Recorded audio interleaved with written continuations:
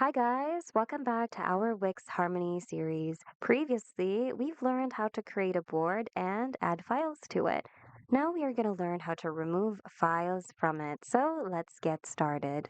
Open your Media Manager window first. So to do that, go to the Wix dropdown here on the top left and select Media Manager. Go to My Boards and go to the board that contains the files you wish to remove.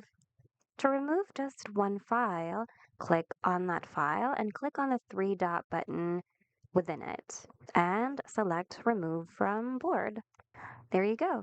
To remove multiple files, select the first file you wish to remove, hold the Control button on your keyboard, and then continue selecting all the other files that you wish to remove. Once you're done selecting, go to this three-dot button here on the right and select Remove from Board. And there you go.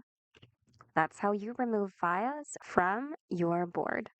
Hope you guys found today's video of help. If you need more Wix tutorials, check out our channel and consider subscribing as well. Thanks so much for watching, and we hope to see you guys in the next video.